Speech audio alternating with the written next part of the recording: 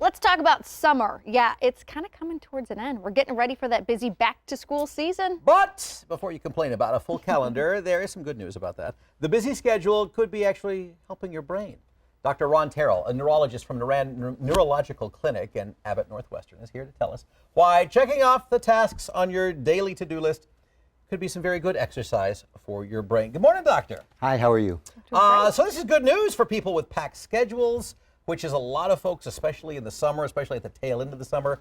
What did this recent study kind of reveal?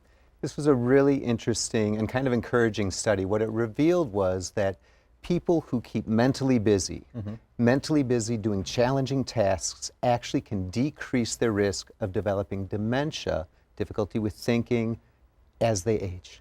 So how does that work? So if you have a busy schedule, it's just that you're always going, you're always thinking? Is that kind of the concept? That's kind of what happens. I think it's important to know that it's not just necessarily staying awake and keeping yourself occupied with one subject, one kind of activity all the time, but actually mixing up activities, being exposed to new challenges as your day goes on, minute to minute, hour to hour, doing new things you're not prepared for. That kind of thinking really helps you.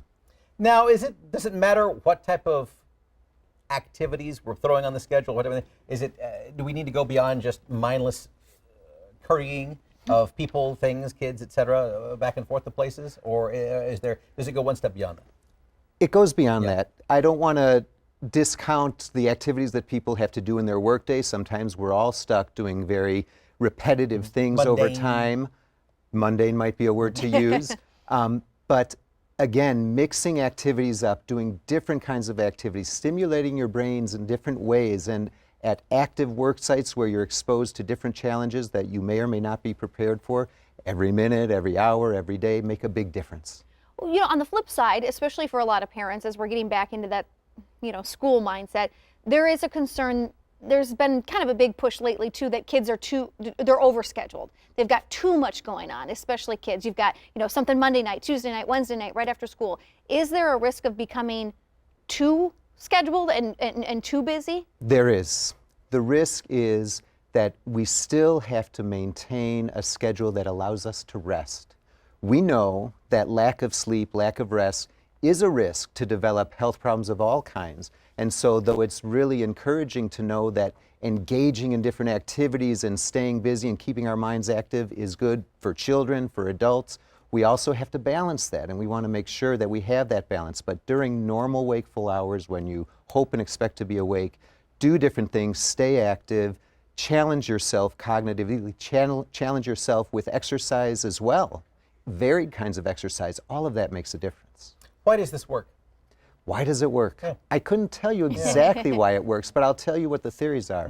And really, the theory is about developing, in a sense, new pathways in our brain, carving out new pathways, new connections, literally from nerve cell to nerve cell in our brain. So you're really building up machinery in there that can handle novel situations. And when you have that machinery in place, hopefully that'll take us into our 90s, into our hundreds, and as we live longer than that. Is this why when we see, dementia kicks in, obviously it's sometimes a factor of age, but as people now live longer, as people now work longer, my dad's 75 and still has no desire to retire whatsoever, is it because in the olden days when folks retired there wasn't a system in place for them, socially or personally, to continue this challenge? Right.